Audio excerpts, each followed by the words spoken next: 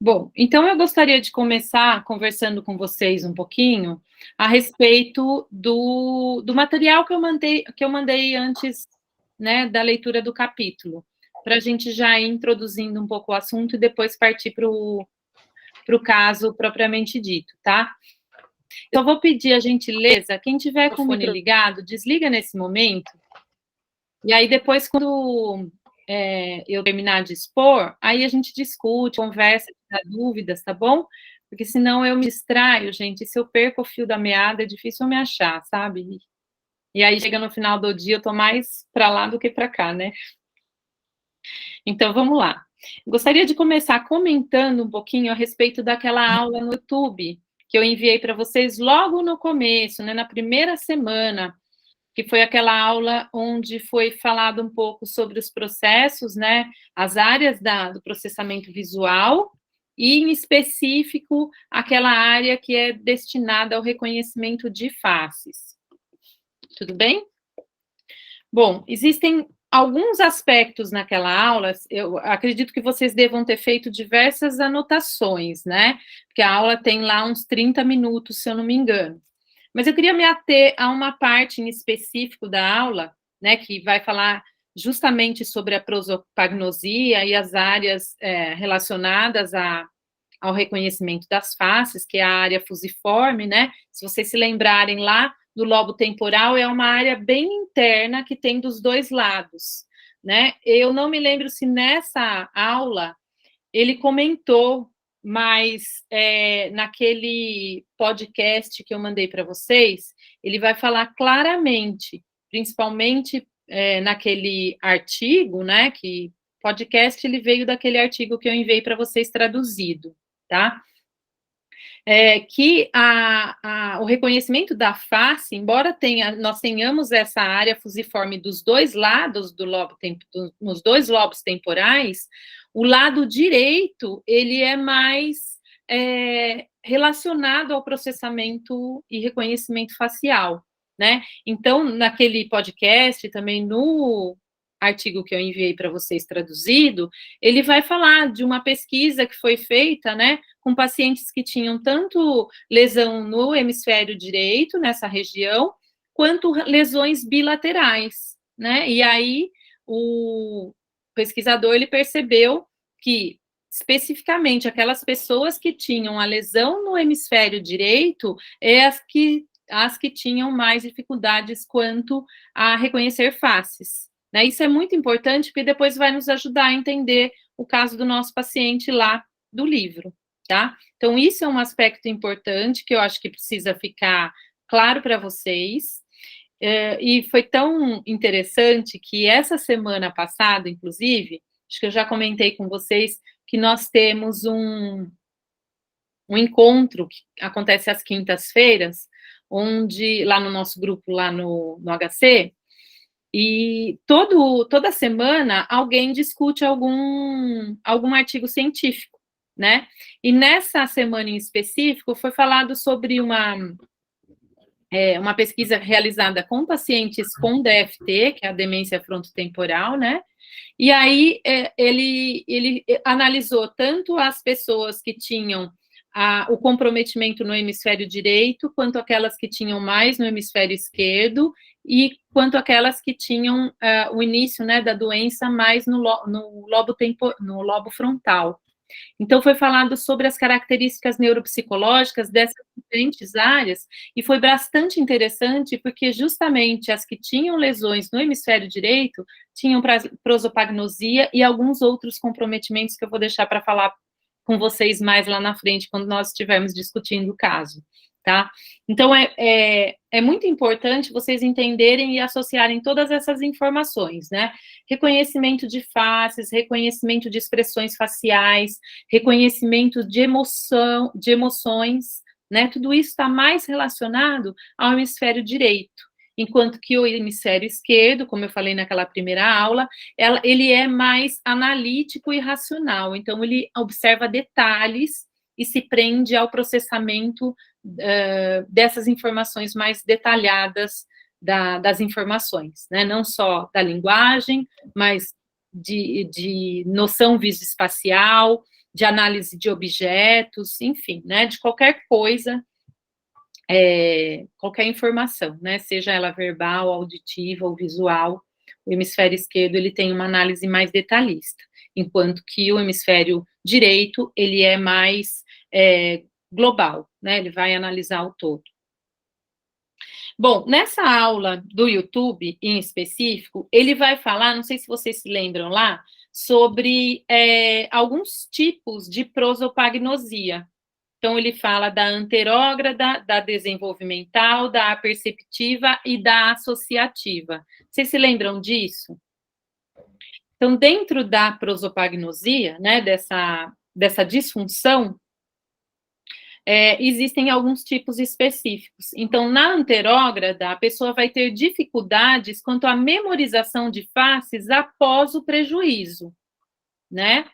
Então, lá no caso da pessoa do filme, ela não reconhecia nem o marido dela, que o marido ou namorado, não sei, né? Que foi antes do acidente. Então, ela não reconhecia ninguém.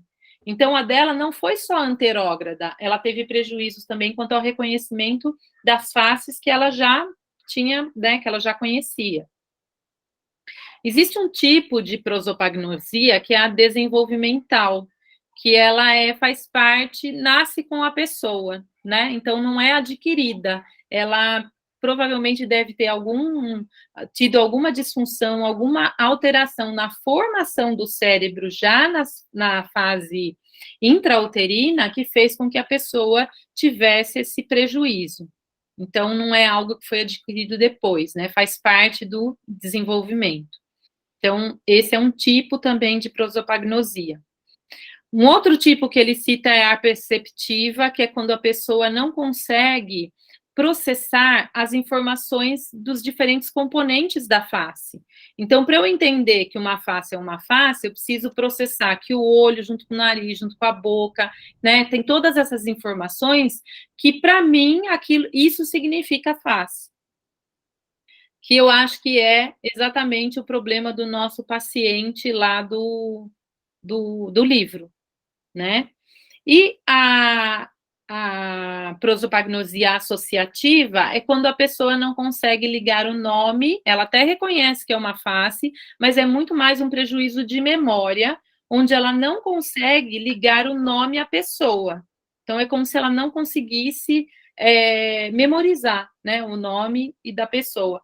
Então, geralmente, quando se faz avaliação neuropsicológica, né, existe lá um teste onde tem algumas figuras bastante conhecidas, né, pessoas famosas, e aí a gente mostra, né, a imagem, a foto da pessoa, né, e a pessoa tem que dizer quem é, né, então isso seria um tipo de alteração com relação à prosopagnosia do tipo associativa, né, de não conseguir mais associar o nome à pessoa. Bom, era só essas coisas que eu queria chamar a atenção de vocês com relação aos materiais que eu enviei, né? Então, eu vou aí, ao longo dos meses, separando aquilo que eu acho que vai poder auxiliar na compreensão do caso. E agora vamos lá para o caso propriamente dito, que é o homem que confundiu sua mulher com chapéu, né? E aí a gente viu, né, aí nesse caso, que se tratava de um paciente músico, né? Ele era também cantor, ele era professor de música numa universidade, então, quer dizer, ele era extremamente funcional do ponto de vista da vida prática dele, né? Ele continuava fazendo tudo aquilo que ele fazia antes, né? Porém, com algumas dificuldades com relação a reconhecer os próprios alunos, né? Então, se vocês se lembram lá do início da história, né? Ele começou a perceber que ele só conseguia reconhecer um aluno quando o quê? Ele ouvia a voz, né? Isso é uma coisa bastante interessante, porque eu não sei se eu comentei com vocês, mas eu tive uma paciente assim, né? Logo no começo, quando eu comecei a atender, veio uma paciente para avaliação neuropsicológica e ela não conseguia memorizar a minha face. Então, toda vez que eu aparecia para ela, era como se ela me visse a primeira vez. né? E, inclusive, o problema dela não era só pós-lesão, né? Ela não reconhecia nem a face do próprio filho. Então, ela dizia que se ela encontrasse o filho dela na rua, ela só iria reconhecê-lo pela roupa, mas não pelo rosto. Então, desse tipo associativo, né? Ela não conseguia mais ligar o nome à pessoa, não memorizava mais, e não foi só anterógrado. Ela não, isso acometeu também as faces que ela já tinha conhecimento, né? Essa paciente, ela teve um tipo de neurodegeneração, uma demência semântica, né? Então, ela acometeu essa área do cérebro, né? O lobo temporal, e ela teve esse comprometimento. Mas, enfim, né? O nosso paciente era músico e extremamente funcional, né? A única dificuldade dele era conseguir se lembrar da face dos alunos. E ele tinha um outro problema, né? Qual era? Às vezes ele confundia, né? Objetos. Então, se vocês se lembram lá, teve um momento da história em que o médico pede para ele calçar o sapato, ele não sabe nem diferenciar o sapato do próprio pé, né? Então, isso daí não é prosopagnosia, isso aí é uma agnosia visual, né? Então, ele não processa bem as informações e aquilo não tem um significado para ele. Vocês se lembram lá na aulinha do YouTube que o professor ele fala, né, que muitas vezes a prosopagnosia ela pode vir associada com outra comorbidade, né, com outra disfunção. No caso desse paciente do livro, uma agnosia visual. Então, ele tinha dificuldade quanto a reconhecer os elementos visuais, né, que as informações visuais não tinham um significado para ele. E aí ele cometia diversas confusões, né? E a princípio ele começou a achar que ele estava com algum problema na visão, né? Logo lá no começo, se vocês se lembrarem, ele fala que ele descobriu que ele estava diabético, né? E a diabetes, conforme vai evoluindo, ela vai afetando, inclusive, a visão. Então, a primeira coisa que ele fez foi o quê? Procurar um oftalmo, né? E aí, o que o oftalmo falou para ele? Você não tem nada na visão. O seu problema está nas partes visuais do seu cérebro. Então, vocês se lembram lá da aula que eu dei na primeira aula, em que eu falei que o lobo occipital, ele capta essas informações visuais, né? Então, tem diversas áreas do lobo occipital que vão processar cor, forma, né? Diversas características do objeto. Aí essas informações elas são jogadas para as áreas terciárias, né? E o lobo temporal ele tem uma região lá que é uma área considerada uma área terciária porque ela junta, né? As diferentes informações, não só que vêm, né, do lobo occipital, mas também de outras regiões para encontrar significado para as coisas, né? Então, provavelmente, o problema do nosso paciente do livro diz respeito a não só a área fusiforme, né, que é a área de reconhecimento de faces, mas também de algumas regiões adjacentes, né, que cuidam desse processamento das diferentes informações. Bom, vocês perceberam que o paciente ele não tinha queixa?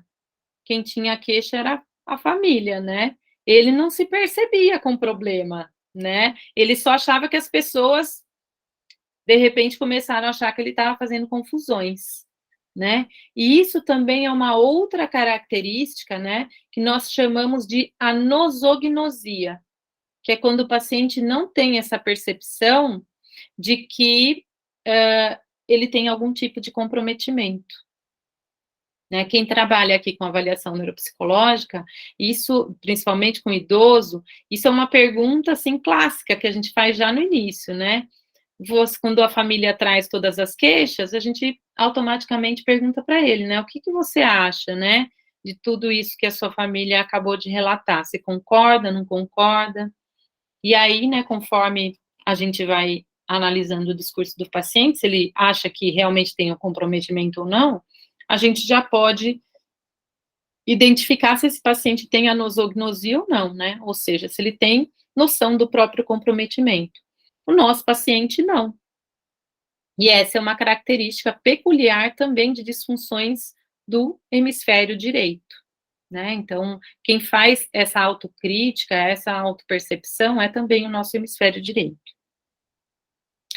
Bom, aí, né, o paciente, pelo que eu entendi, né, o livro não deixa tão claro, mas existem dois momentos, né? Um que acontece no próprio consultório, né, onde ele faz lá os exames neurológicos e tem algumas percepções, e depois ele deseja ver, né, ele quis ver o paciente no seu ambiente natural, né, em casa, para ver como é que ele funcionava lá, né? E aí ele fez algumas observações que eu achei importante trazer aqui para vocês, né? Então, a princípio, ele percebeu que o paciente era extremamente culto, né? Inclusive era professor, pelo que eu entendi, universitário, né? Eu acho que ele dava aula numa faculdade de música, pelo que eu entendi.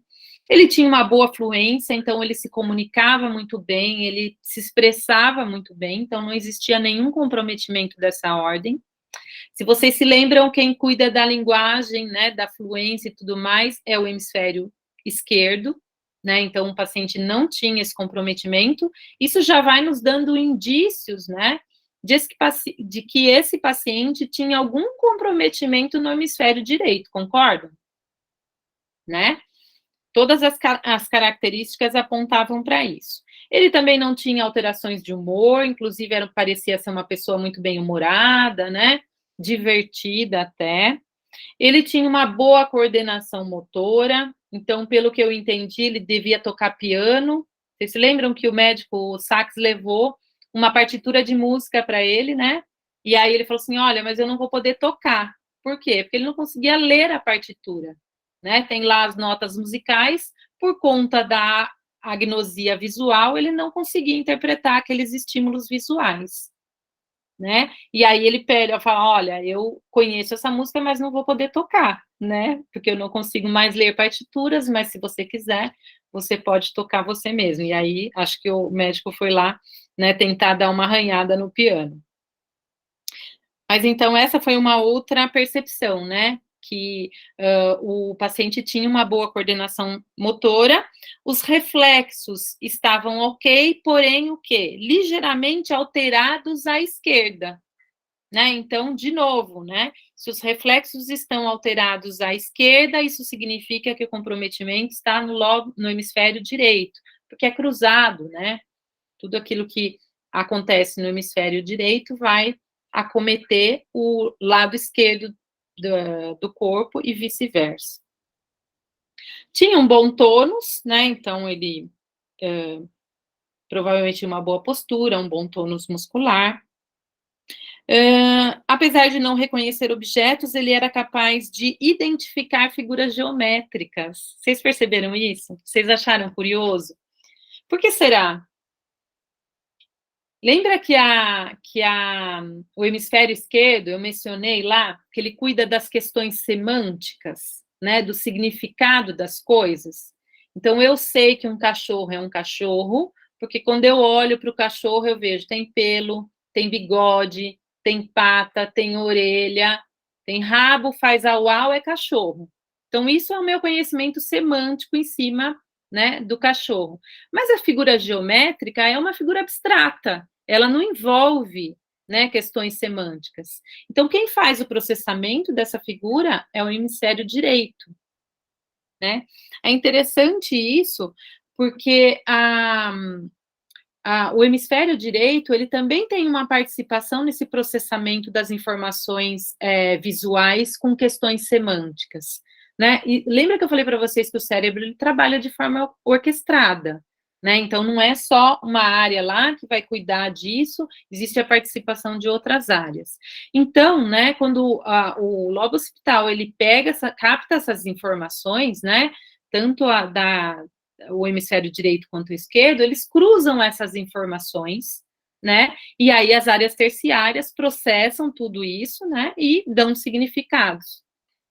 Mas, mais uma vez, aqui fica claro que o problema era no hemisfério direito, porém, né, deveria haver o comprometimento das áreas adjacentes, que não só a área fusiforme, né? Porque, afinal de contas, ele não conseguia dar significado também para os objetos. Tá tudo bem até aqui, gente? Às vezes parece confuso eu ficar falando de direito e esquerdo, né? Mas depois, quando vocês forem assistir essa aula de novo, talvez vocês, voltando, vocês consigam processar isso melhor, né? Bastante informação mesmo, né? Mas é só para deixar claro que a área acometida desse paciente não era só a área fusiforme, que, embora não tenha sido mencionado no capítulo, as áreas adjacentes também poderiam estar comprometidas. Eu acho que ele nem faz, né, menção a essas áreas em específico, porque o livro ele não é escrito de uma forma a atingir o público profissional, né? Ele é destinado ao público leigo também, né? Então, ele tem essas características. Ele não fala tanto dessas áreas. Aí o Sachs, ele percebeu também que esse paciente tinha uma heminegligência à esquerda. Vocês se lembram disso? O que é heminegligência? É o paciente não prestar atenção, não é que ele não enxerga, mas ele não presta atenção a tudo aquilo que está no campo à esquerda, né, do campo de visão dele, né? Porque, de novo, né, essas informações, elas são cruzadas, né? E quem vai cuidar dessa percepção do campo esquerdo é o hemisfério direito, né? Então, ele pede lá, né, num determinado momento, para o paciente descrever, né, quais eram os edifícios, né, a paisagem que ele observava à esquerda, saindo de um determinado ponto, né? Aí ele inverte a pergunta, né? Ele fala, olha, agora você vai imaginar que você está vindo de outro lugar, né? Então é como se ele viesse vindo ao contrário, né?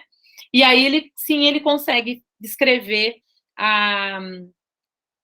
os edifícios do lado direito, né? Porque daí, conforme ele muda de posição, né? Os edifícios da esquerda passam a ser da direita.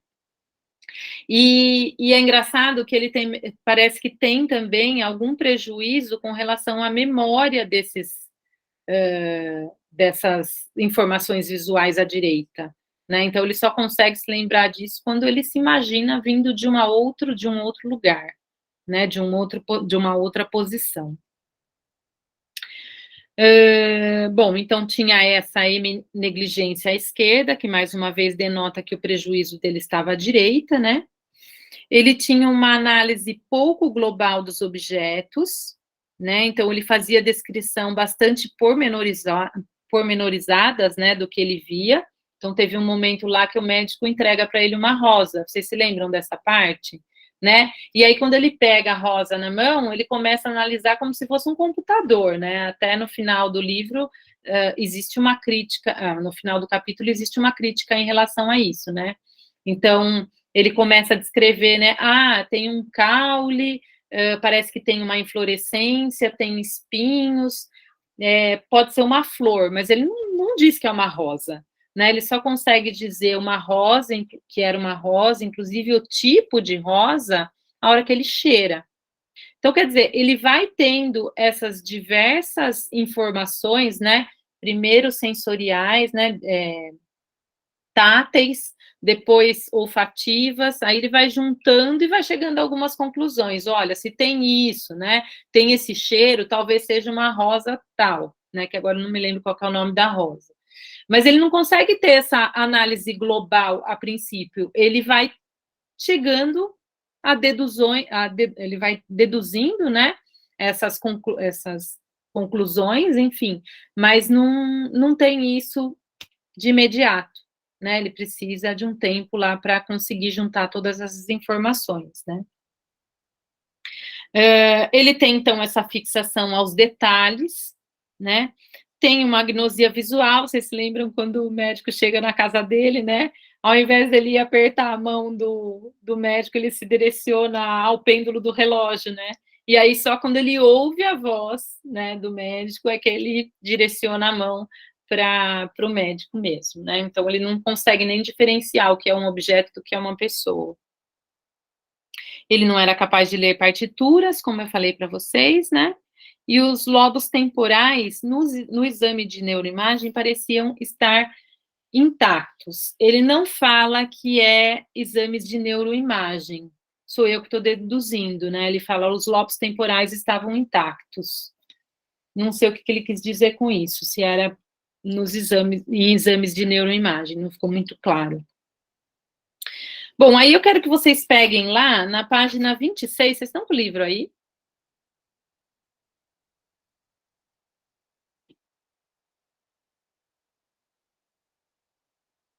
Algumas coisas eu já falei para vocês, né?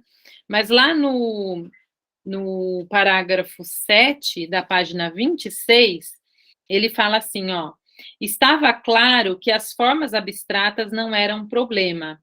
E quanto aos rostos? Peguei um baralho. Ele identificou todas as cartas instantaneamente, inclusive valetes, rainhas, reis e coringas. Né? Você falou, ué, mas ele não tinha a agnosia visual, né? Como é que ele era capaz de identificar as cartas? Mas as cartas do baralho, elas têm características muito peculiares, né? Então, o rei, ele tem, né, a coroa, o valete está segurando uma espada, né? Então, as cartas, né, elas têm características que são capazes de você diferenciar por meio desses detalhes, né? E aí, ele, então, não teve dificuldade com relação a isso, porque essas cartas, elas obedecem a padrões, né? Aí ele fala assim, ó, decidi mostrar-lhe um livro de caricaturas que eu tinha na pasta. Com estas, de um modo geral, ele se saiu bem, porque mostrou a foto do Churchill, né? E o Churchill tinha um cachimbo, né? Ele fumava um charuto, acho. E aí isso é muito característico e muito peculiar. Então, às vezes, é fácil, né, como eu falei para vocês, identificar as pessoas quando elas têm essas características que são muito peculiares. Então, por exemplo, se mostrar para uma pessoa que tem prosopagnosia, que conheceu, por exemplo, a Carmen Miranda, né, a foto da Carmen Miranda, é muito difícil a pessoa não ser capaz de identificar, né, porque é muito peculiar, né, a roupa, a vestimenta e tudo mais. Então, as características, né, tem algumas pessoas que têm essas características peculiares, e isso deixa fácil, né, de identificar. Deixa eu ver o que mais que eu achei interessante. E, isso aqui que eu achei legal de comentar com vocês. Mais um pouquinho mais lá para baixo, no parágrafo 8, na linha 5, ele vai falar que mostrou, né, um filme, né, para o paciente assistir. Ele não foi capaz de reconhecer nenhum personagem, nenhum ator, né? Embora a atriz do filme fosse a Bette Davis, que é uma atriz extremamente famosa, né? E ele também não foi capaz de identificar quais eram os sentimentos dos personagens, né? Porque ele já não era mais capaz de reconhecer essas expressões faciais. E aí, e é aqui que se encaixa, né, aquilo que eu queria comentar com vocês, daquela pesquisa que eu falei que foi discutida lá no nosso grupo no HC na semana passada. Então, foi feito um estudo, né, com pacientes com DFT. Então, a DFT é um tipo de demência, que é chamada demência frontotemporal. Então, esse tipo de demência vai afetar o lobo temporal e o frontal, né? Só que como nós temos dois lobos temporais, né? E o frontal também, então isso significa que tem pacientes que vão ter um acometimento maior do hemisfério esquerdo, vão ter pacientes que têm acometimentos maiores do hemisfério direito, e também com relação ao lobo frontal, né? Então, tem pacientes que a doença se inicia com comprometimentos mais frontais, e conforme vai avançando, atinge mais os lobos temporais, ou ao contrário, né? Vice-versa. E aí foi feito avaliações neuropsicológicas desses diferentes tipos de pacientes, né? Aqueles que tinham um acometimento mais temporal à direita mais à esquerda e frontal. E foi feita a avaliação neuropsicológica para ver as características desses pacientes. E os pacientes que tinham um acometimento mais do hemisfério direito, eles tinham prosopagnosia, então eles tinham essa dificuldade quanto ao reconhecimento de faces, dificuldade quanto ao reconhecimento de expressões faciais.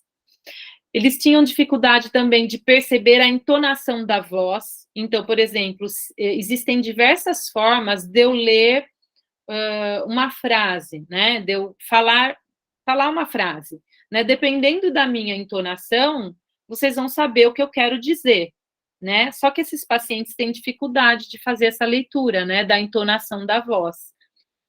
Então, isso, né? Por conta do acometimento do hemisfério direito.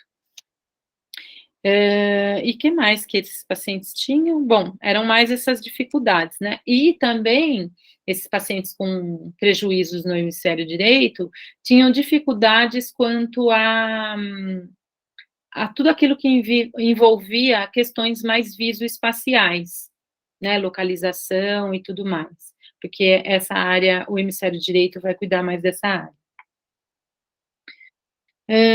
Bom, o que mais que eu separei aqui para comentar com vocês do capítulo? Existe uma parte lá da história em que o médico mostra fotos de pessoas da família, né? E aí ele percebe que o paciente não é capaz de reconhecer, né? Mas ele é capaz de reconhecer apenas o irmão, né? Porque o irmão tinha uma característica muito peculiar, que é o queixo quadrado, né? Então, aquele foi a única que ele conseguiu reconhecer, mas principalmente por conta dessa característica peculiar do irmão. Então, o tipo de agnosia dele não era anterógrada, né? Porque ele não conseguia nem reconhecer a face de pessoas, né, antes do comprometimento dele.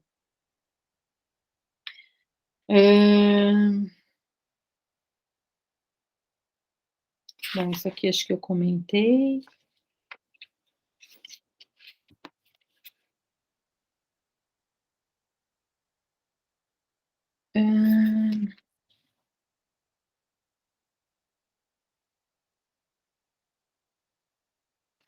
Acho que seria isso. Vocês têm, gente, algum comentário que vocês gostariam de fazer até aqui?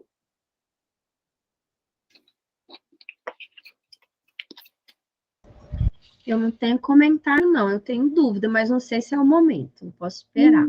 Tá, então vamos lá. Acho que era a respeito disso que eu queria comentar, também da questão do Ana Karenina. Vocês viram lá no final do capítulo? Que o Tolstói, ele é muito um escritor, quem lê literatura russa, né, vai saber.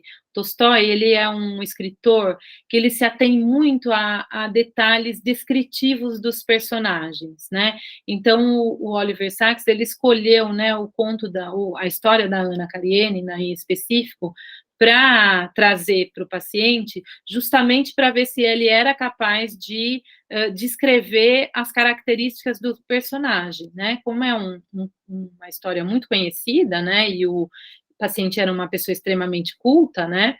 Para ver se ele era capaz de descrever, né, os personagens. E ele não foi capaz de fazer, ele soube, né, conseguiu narrar a história, né, o enredo principal, mas falar sobre essas características que compõem o personagem, principalmente questão descritiva de rosto, né, de face, ele não foi capaz de relatar. Então, isso, né, deu a percepção para o Oliver Sacks que o comprometimento também estava nas questões de memória, né? Então, ele já não era mais capaz de evocar essas informações, mas é como se essas informações visuais, elas desaparecessem, elas não tivessem mais significado para ele, porque ele não processa mais essas informações, né? Então, isso também eu achei interessante e quis comentar com vocês. Bom, o sentimento dos personagens, né, não era capaz de descrever, e aí ele fala que a visão de mundo, né, desse personagem, do Sr. P, era muito mais parecida, semelhante à de um computador, né?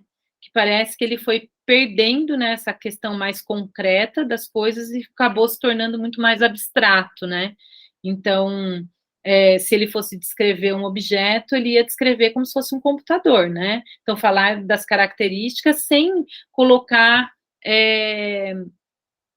essas questões que dizem respeito mais ao afeto, aquilo que da sua percepção mais individual, né? Até no final do capítulo ele vai fazer uma crítica com relação a isso, né? Que ele vai falar, eu não sei, né? Esse livro ele foi escrito em 1980, se eu não me engano. Então, eu não sei como que era a neuropsicologia nessa época, né? Mas a crítica que ele faz no capítulo é da neurologia e da neuropsicologia em si não terem esse cuidado de enxergar o indivíduo como um indivíduo, né? Que enxerga como se fosse uma máquina que tem que executar determinadas coisas e que quando não executa, né? Então, parece que esse lado humano é meio que deixado de lado, né? Pelo menos foi assim que eu entendi.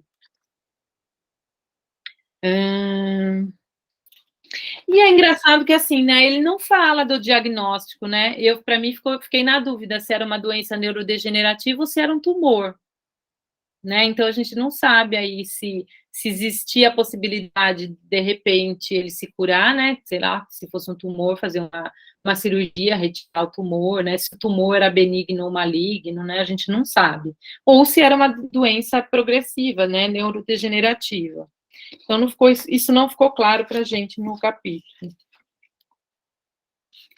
E deixa eu ver o que mais que tem de importante de comentar aqui. Acho que essas foram as pontuações, pessoal, que eu havia selecionado para nós discutirmos hoje. Eu achei, assim, bastante interessante o caso, não só porque trouxe à tona diversas questões mais neuroanatômicas mesmo, para a gente poder entender, né? Vocês vão ver que esses casos, eles muitas vezes são, às vezes, superficiais, né? Então, não trazem tantas informações para a gente chegar a conclusões, mas todos eles vão trazer, de alguma forma, algum conhecimento, alguma reflexão com relação a questões do funcionamento cerebral. E aí, agora eu gostaria de abrir para vocês comentarem, fazerem as pontuações de vocês, tirarem dúvidas, para a gente poder conversar.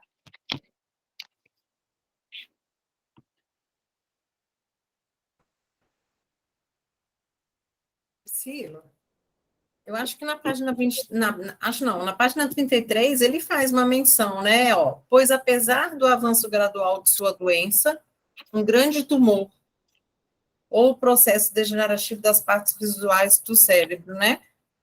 Então, eu até grifei aqui, ó, né? Essa parte aqui, né? Mas, então, um grande tumor ou processo degenerativo. Eu não sei se é uma doença degenerativa ou se é um tumor. Um grande tumor ou processo degenerativo nas partes visuais do cérebro. Então, eu não sei se é uma demência que está em evolução, né? Uma demência semântica, ou se é um tumor. Porque ele também cita, né, que as imagens, né? A gente deduz que ele tinha imagens, né? Então, mas isso aí também eu acho que, de fato, pode ter sido o tumor, isso aí não é tão relativo, né? Uma coisa assim que eu fico assim, se na prosopagnosia a pessoa não consegue reconhecer a face, como é que é feita como é que é a memória dela em relação, o que é uma pessoa? Então, né, no caso desse paciente... Esse conceito se mantém do que é uma pessoa? Então, tem diversos tipos de prosopagnosia, né? Lembra lá da aula do YouTube. Então, tem uma prosopagnosia aperceptiva, onde a pessoa não consegue juntar essas diferentes componentes que fazem parte de um rosto, né? Entender, interpretar que isso é um rosto.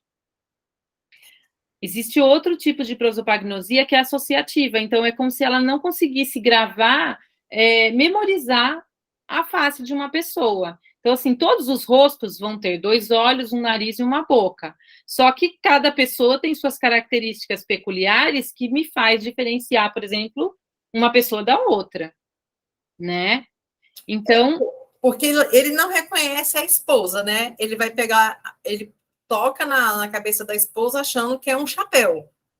Então, ele não consegue identificar nem aquele corpo todo como uma pessoa. Mas eu Nesse acho que... caso, né? Tô falando nesse caso aí dele. Mas no caso dele, é que além da prosopagnosia, ele tem uma agnosia visual, né? Então, não é só a dificuldade quanto ao reconhecimento de faces. Ele não reconhece nenhum objeto. Então, ele não consegue diferenciar nem o pé do sapato. Né? Ele não sabe nem o que é o pé dele e o que é um sapato. Né? Então, você imagina que eu acho que ele não tem mesmo essa percepção, né? Ele não consegue interpretar essas informações visuais. Me parece que é muito mais uma prosopagnosia do que uma agnosia visual do que uma prosopagnosia, porque está muito mesclado as coisas aí, né? Talvez a gente tivesse que ter mais informações para chegar a uma conclusão. Mas eu acho que pode ser tanto só uma agnosia visual quanto uma agnosia associada a uma prosopagnosia. Fica difícil de diferenciar, né? Porque a gente não sabe, não tem muitas informações. Marluce levantou a mão. Olha, na página 31, eu achei muito interessante a sequência musical que ele faz para executar tarefas. Verdade. Que bom que você falou disso, que eu esqueci. Essa parte é muito interessante, porque assim, né? Como ele era músico, né? Vocês sabem que a gente tem uma memória de procedimentos, né? Então, assim, que não tem nada a ver com as estruturas temporais. Quem cuida dessa memória de procedimento, por exemplo, quando eu vou aprender a dirigir, quando eu vou aprender a andar de bicicleta, eu preciso de diversas funções, diversas áreas do cérebro, né? Até que eu aprenda. Mas uma vez que isso foi automatizado, né, eu já começo a fazer essas coisas de forma inconsciente, já não é mais a nossa memória temporal que cuida disso. São os gânglios da base. Então, são estruturas mais subcorticais. Como ele foi esperto, né? Então, ele se lembrava da música, né? Ele era músico e ele tinha, né, essa musicalidade, né, na vida dele. Ele começou a associar, por exemplo, é a música de tomar banho, a música de trocar de roupa, a música de tomar café. Então, isso era a deixa que ele tinha para saber o que ele tinha que fazer para executar aquela função. Né? E até engraçado que nessa hora eles estavam tomando café, né? E eu não sei, aconteceu alguma coisa, não sei se tocou a campainha e parou, né? Aí, de repente, quando ele teve esse corte, né? Ele já não sabia mais, né? O que ele estava fazendo, né? Então ele não sabia que a xícara era uma xícara, provavelmente, imagino eu, né? Não sabia que a mesa era uma mesa, ele não sabia mais o que ele estava fazendo e qual que era que ele tinha que fazer lá. Aí a esposa coloca o café na xícara, ele sente o cheiro, né? Esse cheiro lembra ele, né, do café, e aí ele consegue se encontrar de novo na função dele, né? Então me parece que isso tem muito mais um envolvimento, né, de questões mais dessa memória procedural mesmo, de procedimento, né? Mas essa é uma questão muito interessante mesmo, né? E do como, né, eu acho que é importante nós ficarmos atentos, né, quais são as habilidades e as capacidades que os nossos pacientes têm, porque, por exemplo, no caso desse comprometimento, ele jamais vai recobrar isso, né? Vocês se lembram lá no filme, né, alguém falou, né, para a personagem principal, acho que a pessoa que estava atendendo, né, aquela psicóloga que estava atendendo ela, que ela não ia ser capaz de recobrar aquela função novamente, então que ela ia ter que aprender uma nova forma de lidar com essa disfunção, né, e aí a médica vai ensinando, né, olha, a começar a prestar atenção que cada pessoa tem um jeito peculiar de se mover, tem um jeito, tem características que são individuais, né? E começa a ensiná-la a prestar atenção nessas coisas para que ela comece a ser funcional apesar dessa disfunção, né? E então, quando nós trabalhamos com reabilitação, é muito importante nós estarmos atentos, né, àquilo que faz parte da vida do paciente, né, quais são as funções que ele precisa desempenhar na vida dele e que habilidades ele tem e que podem favorecer, né, a ele ser capaz de driblar essas dificuldades. né? Porque muito provavelmente, né, principalmente quem trabalha com idoso, né, que a plasticidade é menor, a gente não vai recobrar, né, aquilo que foi perdido. A gente tem que buscar, né, dentro das habilidades que eles têm, como é que eles podem ser o mais funcionais possíveis, né? E aí nossa função é essa. A Elisa também quer falar. Quero, eu tenho 3 perguntas, mas Pode não vou fazer. monopolizar o horário, não. A primeira é o seguinte: você falou que citou o filme e que a psiquiatra ou psicóloga falou que ela não teria como recuperar a função. Se o motivo for por tumor, uma vez esse tumor sendo retirado, a função pode voltar ou não, levando em consideração, no caso do Oliver Sacks, do paciente, que é uma pessoa com alta escolaridade, então a neuroplasticidade poderia estar envolvida. E também outras redes neurais assumirem esse papel e talvez que não reestruturem 100%, mas que aliviem um pouco essa dificuldade de fazer esse reconhecimento? É difícil dizer, né, Elisa, porque a gente não tem muitas informações, né? Primeiro, a gente não sabe o nível de extensão, né, se é um tumor ou não, né? Mas vamos partindo do princípio que seja um tumor, a gente não sabe qual é o tamanho, qual é as áreas que são afetadas, né? Qual é a extensão que ele ocupa. Aí acho que são muito mais questões do neurocirurgião mesmo, né? Que ele que vai entender como é que ele vai fazer essa intervenção, né? Porque quando você retira um tumor, principalmente se é um tumor maligno, não dá para você tirar só a massa, né? Você tem que tirar um pouco das áreas adjacentes, né? Porque sempre fica uma célula ou outra, e se essa célula fica lá, isso vai se desenvolvendo, né? Então, várias coisas vão ter que ser consideradas aí. Então, se é um tumor maligno, se é um tumor benigno, qual é o tamanho, qual é a extensão que ele ocupa, né? Então, às vezes bem você só certo. vai saber mesmo, né, se o paciente passar pela cirurgia e como ele vai se recuperar depois, né? Tá, você nunca pegou um caso desse, não, né, professora? Não, eu tive uma vez um caso, e até um caso bem triste, porque é engraçado assim, acho que eu já comentei com vocês, da minha sogra, né, ela teve um GBM, que é um glioblastoma multiforme, é um dos tumores, é o tumor mais agressivo que tem, né, a nível cerebral, e ele se desenvolve muito rapidamente, né, então eu perdi a minha sogra em 6 meses, e depois de um tempo apareceu uma paciente no consultório que tinha um tumor, localizado no hemisfério direito, e o médico solicitou que eu fizesse a avaliação para ver quais eram as funções que haviam sido acometidas, né? E aí, depois da avaliação, o médico me disse que ela tinha um GBE. Então, quer dizer, não tem cura, né? Então, assim, você faz a remissão, mas ele volta muito rapidamente. Aí existem os tratamentos de químio, de rádio, mas são paliativos. Então, tanto é que aqui no Brasil, né, existe essa postura com relação a esses pacientes. Então, é feito tudo o que é possível fazer. Mas eu já ouvi dizer que lá fora nem são tratados esses pacientes, né? Porque é um custo muito alto, né, de tratamento, quando você sabe que não tem, é uma sobrevida muito curta, né? Então, esses pacientes geralmente morrem, assim, em menos de 1 ano e meio, 2 anos, né? Então, alguns até bem antes disso. Tá. Bem triste. A segunda pergunta é com relação ao filme. A personagem, ela vê troca de rostos. Em pesquisas anteriores, assim, uns relatam que é imagem fragmentada, outros relatam que é desfocado. Aí eu fiquei... Você sabe mais ou menos como isso pode se apresentar? Porque eu fiquei pensando.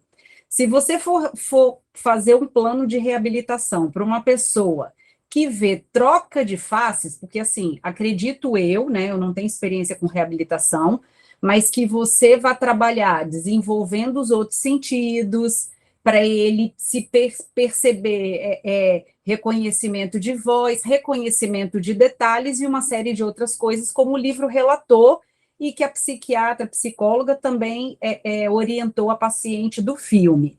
Mas se você não tiver nitidez na sua visão, é menos complicado você fazer com que ele perceba o resto do que você ainda assim ver um outro rosto, porque esse outro rosto terão detalhes.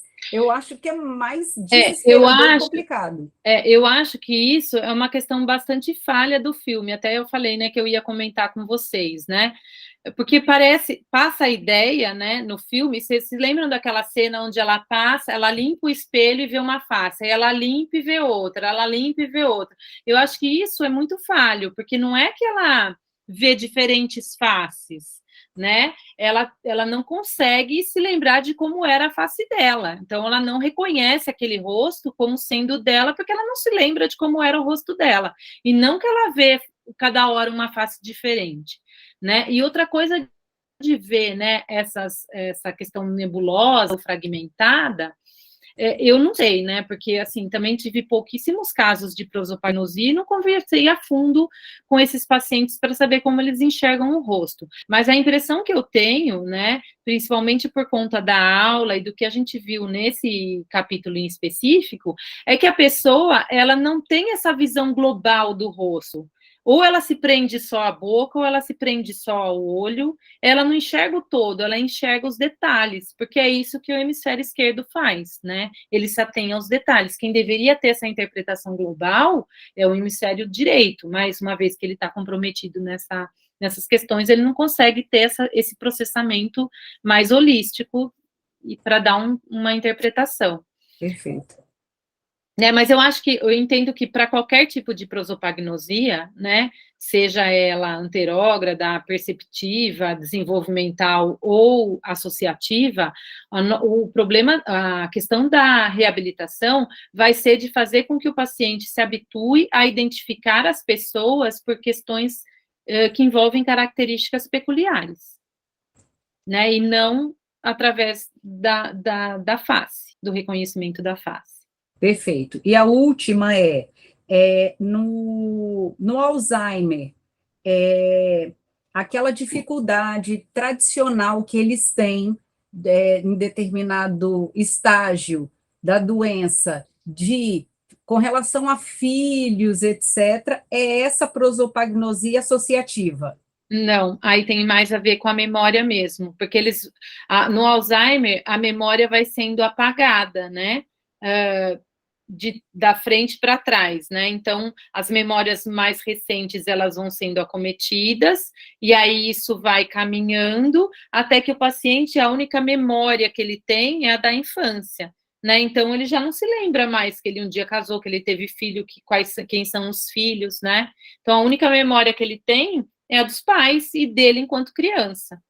E, às vezes, né, até um choque, quando às vezes se vê no espelho, que não se reconhecem, né, porque não é essa a lembrança que ele tem de si mesmo, inclusive, né, então a doença de Alzheimer, assim, no meu modo de ver, é a que mais descaracteriza, né, a pessoa no sentido de, uma vez que ela perde todas as memórias, ela perde sua própria identidade, né, ela deixa de ser quem ela é no mundo. Então, eu represento diversos papéis, né? Então, eu sou mãe, eu sou esposa, eu sou psicóloga. Esses diferentes papéis que eu exerço me dizem quem eu sou.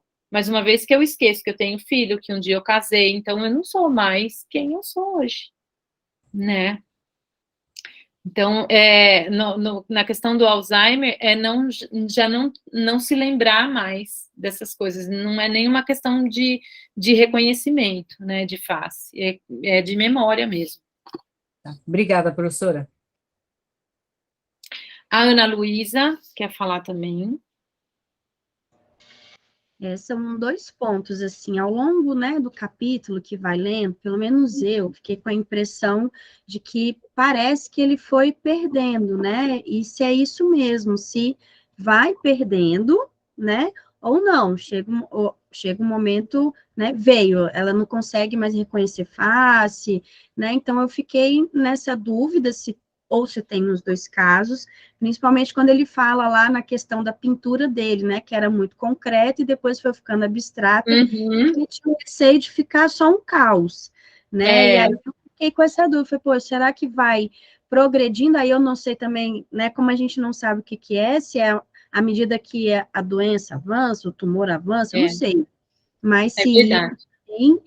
E o outro ponto seria, por exemplo, a prosopagnosia do desenvolvimento, né, que vem com a criança ou na infância, se existe a possibilidade, que aí vem a dúvida que a primeira colega falou, que é o quê? Como é que ela vai saber, né, que é uma pessoa que não é, fica muito comprometido, né, essa questão do aprendizado, essa questão dos objetos, talvez, né, assim, fiquei com esses dois pontos, né, que me chamam a Tá. atenção. Então, a sua primeira dúvida foi em relação a... Só me dá, deixa Se eu vai lembrar. progredindo. Da progressão, né? Então, aqui a gente não sabe, né, porque imagina assim, que um tumor, ele vai crescendo, né, e à medida que ele vai acometendo outras áreas, mas realmente, né, parece que é uma questão progressiva. Ele começou com algumas dificuldades, mas isso vem evoluindo, né? Isso pode acontecer tanto nos tumores, quanto numa demência, numa doença neurodegenerativa, né? Então, assim, esses quadros, eles começam lentamente e podem progredir. Mas pode acontecer também de ter um AVC, aí é súbito, né? Então, ontem eu reconheci, eu tive o AVC, hoje eu não reconheço mais, né? Então, tudo isso vai depender, né, do desenvolvimento do quadro, qual é a causa, né? Então, se é um quadro que foi súbito, provavelmente é um AVC. Se é algo que vem evoluindo lentamente, pode ser uma doença neurodegenerativa, pode ser um tumor. Então, a avaliação, né, neuropsicológica, ela é um complemento, né? Não é ela que dá o diagnóstico. A gente precisa, né, entender como se deu o desenvolvimento, ver outros exames, né? Então, juntando essas peças de quebra-cabeça, a gente chega a algumas conclusões, né? Mas no caso dele, realmente, né, parece que ele começou com alguma dificuldade aí de reconhecer os alunos, e depois isso foi passando para não reconhecer mais objetos, e isso se refletiu também na arte. Ele pintava, e aí, à medida que parece que foi evoluindo o quadro, isso foi se tornando cada vez mais abstrato, né? E aí até a esposa achava que, nossa, olha como ele está evoluindo na arte, mas na verdade não, né? E isso é engraçado, porque também, né, uma vez lá no nosso grupo no HC, uma colega, acho que ela é neurologista, e ela gosta muito eu não sei se ela trabalha com essa questão da reabilitação através da arte, ou se ela gosta, né, de entender essas questões da arte nas pessoas com demência, mas ela trouxe diversos desenhos, né, de pacientes com demência frontotemporal, e que tinham altas habilidades, né, com relação ao desenho, e de como isso foi se deteriorando, né, essa arte, ela vai ficando cada vez mais abstrata à medida que a doença vai evoluindo, né? Porque as coisas vão perdendo o significado, e uma vez que perdem o significado, eu não consigo mais retratar, né? É bem interessante. E aí, a última dúvida sua foi? Quando vem na infância, como é que fica essa criança? Né? Porque eu fico pensando, quando você vai fazer a reabilitação, deve ser difícil, né? Você ensinar para a criança o processo de aprendizagem, eu não sei se tem como, né? Eu fico imaginando, por exemplo, quem tem da facial, né? Como é que ela vai saber que é uma pessoa ou que é um bichinho, né? Não sei. Você sabe que, assim, né, eu não trabalho com criança nem adolescente, né, eu atendo mais adultos e principalmente idosos. Então, eu nem sabia que existia prosopagnosia desenvolvimental. Até que um dia eu coloquei um post, isso já faz alguns anos, no meu Instagram, e aí uma pessoa falou assim, nossa, eu tenho isso desde a infância. Eu falei, nossa, mas como assim, né? E aí eu fui pesquisar e eu soube, né, e aí sim que eu me dei conta de que existiam pessoas que tinham dificuldades quanto ao processamento das faces. Mas eu confesso que eu não fui muito a fundo, né? Como não é a faixa etária que eu atendo, eu nem fui estudar. Então, eu não sei se é algo, não sei como é feita a reabilitação nesses casos, e também não sei quais são as dificuldades que essas pessoas têm, né? Tá. E aí a Andrea também quer perguntar. Oi, colegas e professora. Na verdade, não é uma pergunta, é só um comentário do filme, né? E já que a gente estava falando ali, a colega colocou do filme, e a técnica que aquela psicóloga ou psiquiatra adotou também eu achei inadequada, porque ela fazia, como é o nome daquilo, não é regressão, agora me fugiu a palavra. A hipnose? A hipnose, isso. Então, não é adequada, porque não vai ajudar a pessoa, né? Tem algumas coisas, até porque é um filme de 1900 e bolinha, né? Um filme de 2011, né? Eu acho que tem uns 12 anos esse filme. Então, hoje em dia, né, até por conta da psicologia baseada em evidências, né, a gente sabe que essas questões mais de hipnose e tudo mais, elas não têm mais tanto valor do ponto de vista científico, né? Mas naquela época, né, se falava muito de psicanálise, de hipnose. Então, o filme traz essas questões, né, mais relacionadas a isso. Mas tem uma outra questão no filme que eu falei assim, nossa, isso eu não posso deixar de comentar, e agora que você falou, eu lembrei. Vocês se lembram quando a atriz principal, né, a personagem principal, está no hospital, né, deitada na cama, e aí vem as pessoas da família, né, conversar com ela e dizer o que tinha acontecido, e ela faz assim, ai, que dá a entender que ela bateu a parte esquerda, né, da cabeça. Aí eu falei, foi uma falha, né, porque ela deveria falar que doeu o lado direito, né, e não o esquerdo. Aí eu falei assim, olha, isso aí foi uma falha do filme, né. Além dessas questões dela enxergar a cada hora uma face. Vocês perceberam que também teve momentos em que ela enxergava a face do assassino em todo mundo? Eu falei, não, ela não lembra da face do assassino, né? Se ela se lembrasse, ela ia ser capaz de reconhecer, né? Quando foram feitos aqueles reconhecimentos e tal. Então, assim, o filme tem, né, diversas falhas, e é normal, porque é uma ficção, né? Não é um retrato real do que acontece. Fala.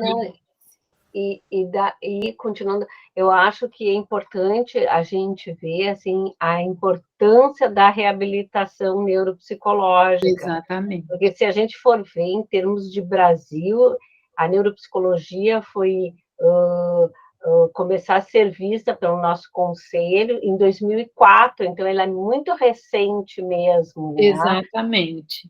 E se a gente for ver, daqui a uns anos a gente vai ter não só mais idosos, mas como está se estudando mais isso e botando uma luz em cima disso, realmente vai aparecer mais casos, como hoje acontece com o autista adulto, que está pipocando para todo lado. Não é que estava pipocando para todo lado, é que a gente não... É que agora...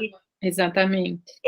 Então isso é importante, eu acho mais importante esse grupo nosso aqui, de a gente poder estar estudando casos clínicos, assim como esse livro que tu recomendaste, eu adorei o livro, né? E fala e exemplifica bem o que são essas propagnosias. E eu não sabia que existia essa desenvolvimental e a perceptiva, também fiquei agora conhecendo.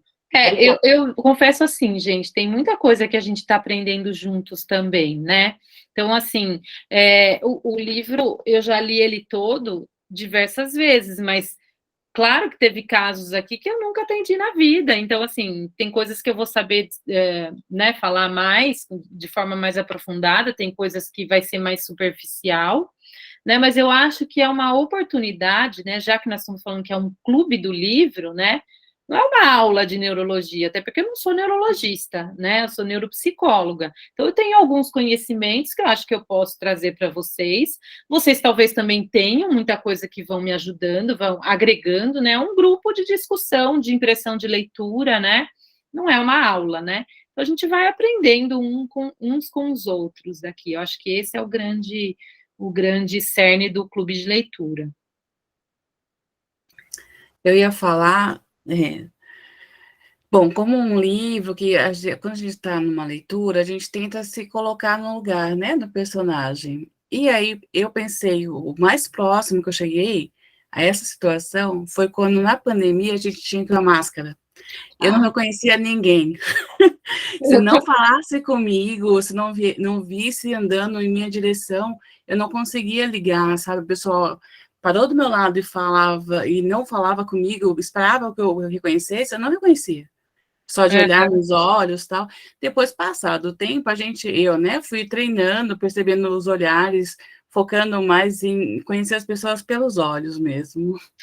Você sabe que até isso traz uma outra discussão, sabe, Marluz? Tem uma colega minha, que inclusive eu estou fazendo doutorado, né, e ela também é doutoranda da mesma orientadora, né, então nós somos assim, né, as amiguinhas aí que estamos na caminhada juntas, né, e o estudo dela é com pacientes com DFT, né, mas da avaliação da cognição social. Então, ela está usando os diversos instrumentos, né, que fazem a avaliação desse tipo de cognição, né, então, expressões faciais, memória de faces, né, então, os instrumentos que ela utiliza são mais nessa vertente. E aí ela falou, né, que, inclusive, ela gostaria de avaliar os pacientes, porque como a gente ficou muito tempo usando máscara, a gente teve que aprender, não só esses pacientes, mas nós mesmos, né, a identificar as diferentes expressões faciais e os sentimentos por meio do olhar, né? Então, a gente sabia, né, quando a pessoa estava feliz ou sorrindo, porque o olhinho ficava sorrindo, né? E tem pessoas que têm mais, né, de forma mais expressiva, né, essas nuances aí de alterações nos olhos, né, na linguagem dos olhos, e tem pessoas que têm menos. Então, talvez, né, por conta de usar tanto tempo máscara, a gente tenha desenvolvido também essas habilidades de reconhecer emoções por meio do olhar somente, não, né, do rosto todo. Então, assim, dá diversas discussões aí em cima disso, com certeza, né? Fala, Ana Luísa.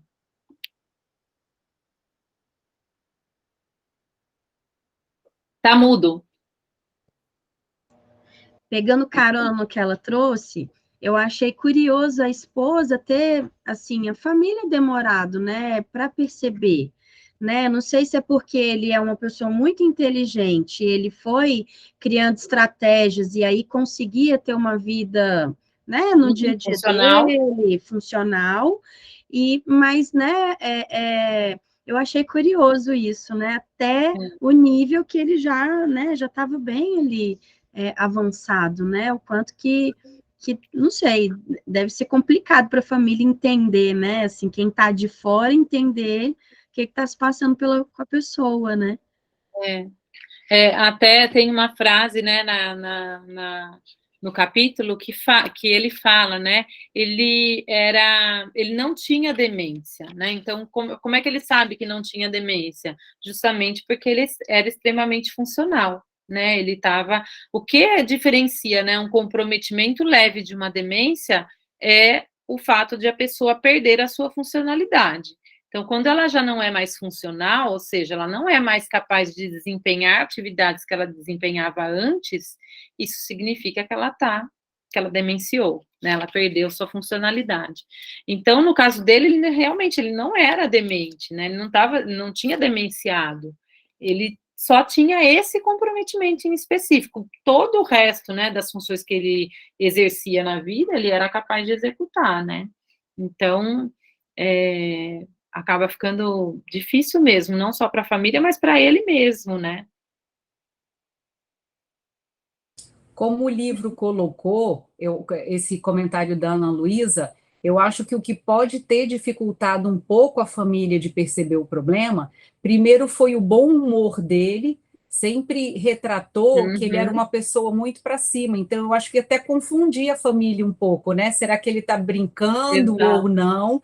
O que foge muito da curva, ou talvez o autor tenha dado muita ênfase a essa característica bem peculiar dele, porque eu acredito que numa situação tão extrema como essa, que as questões já de ansiedade ou mesmo depressivas, com bastante alteração comportamental, poderia ser, né, numa situação mais corriqueira, poderiam ser evidenciadas, mas só que ele levou tudo, e a ênfase foi essa, com uma certa, dentro do possível, naturalidade e tal, a ponto de só, além da anosognosia, mas só no caso da diabetes é que ele ter ido atrás de ver o que realmente poderia acontecer. Eu acho que o que pode ter dificultado um pouco a família é o jeito dele legal de ver as coisas. Exatamente, né? O bom humor, né? A questão do bom humor. Parece que ele. Então, realmente, né? As pessoas não sabiam se ele estava brincando ou se ele estava falando sério, né? Fala, Marluce. Na vibe da discussão de livro, a família às vezes pode negar que está acontecendo alguma coisa, e na questão de estratégias da música para ele fazer os procedimentos, a família já tinha percebido que tinha alguma coisa errada, só que não foram investigar mais a fundo. O problema realmente, né, não só desse caso do livro, mas de outras condições, né, que às vezes a família vai percebendo, né, que o familiar está com alguns comprometimentos, parece que está com a memória ruim, ou parece que não está conseguindo mais fazer o que fazia antes, parece estar mais desatento, e aí vem aquela famosa frase, mas isso é da idade. Isso é um problema, né, porque às vezes as pessoas associam a velhice a patologia, né? E velhice não é doença, né? Então, se a pessoa, por mais que ela esteja velha, né?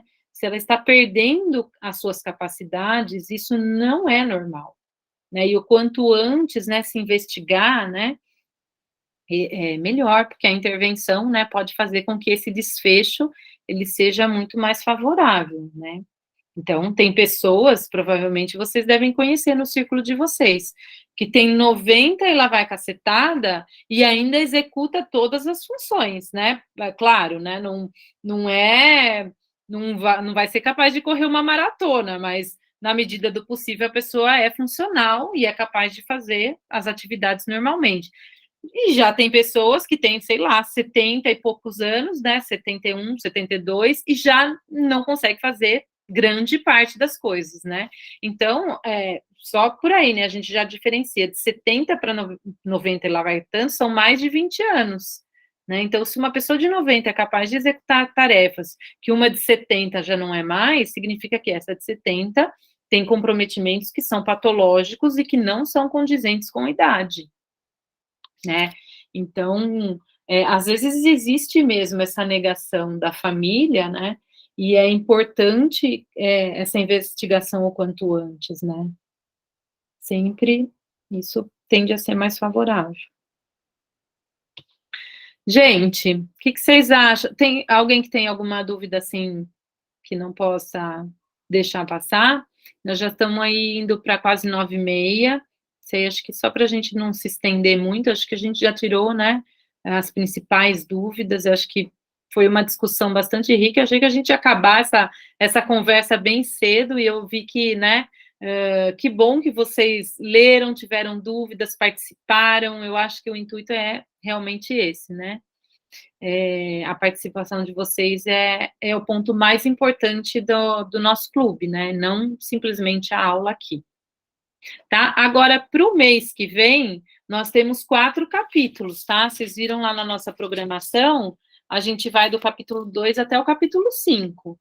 Então, deixa eu só pegar aqui, ó. Tem o Marinheiro Perdido, que é um caso de síndrome de Korsakoff, a Mulher Desencarnada, que eu não me lembro, preciso ver o que é, o Homem que Caía da Cama, que é um caso bem interessante de uma pessoa que não reconhece a sua própria perna, acho que é esse caso, e um outro capítulo chamado Mãos, que agora eu não me lembro sobre o que é.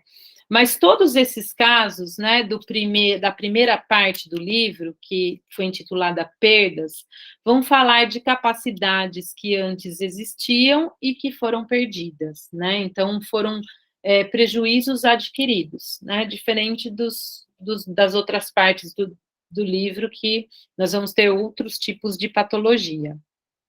Tá certo? Aí eu só queria fazer um registro aqui para o nosso Instagram de vocês, porque está todo mundo aqui hoje E eu estou feliz que veio, a maioria de vocês está aqui presente. Então, eu vou só registrar aqui para depois poder postar lá, tá? Inclusive, conforme vocês vão lendo, né, vão estudando, vão marcando lá para eu ver que vocês estão... Vão me marcando no Instagram para eu ver que vocês estão participando, tá? Que vocês estão ativos. Então, hoje nós estamos aqui encerrando o nosso primeiro encontro do Neuroacademy, com essa turma que leu o primeiro capítulo do livro, e foi uma discussão bem rica, bem proveitosa, e já estamos aqui há 1h30, né, falando só sobre prosopagnosia e agnosia visual. Então é isso. Todo mundo aproveitou a aula hoje? Joia! Então é isso, gente. Quinta-feira eu já vou passar para vocês, né, as coordenadas das nossas tarefas semanais, tá? E também lá no Close Friends já tem mais um conteúdo que eu vou postar para vocês lá. Eu sei que existe uma expectativa grande com relação à planilha do Notion, né, que está todo mundo aí interessado no Notion. Ainda não sai essa semana, porque como é uma coisa mais complicada, eu estou estruturando lá para ver como é que eu vou mostrar isso, como é que mexe, né? Ele tem diversos recursos, essa ferramenta. Então, eu estou organizando direitinho para poder ensinar vocês a mexer e vou compartilhar a minha planilha para vocês poderem organizar as leituras de vocês a partir dessa planilha e começar a usar o Notion também. Tá bom, gente? Um beijo para vocês, então, e eu converso com vocês de novo na quinta-feira. Tá bom? Tchau, tchau.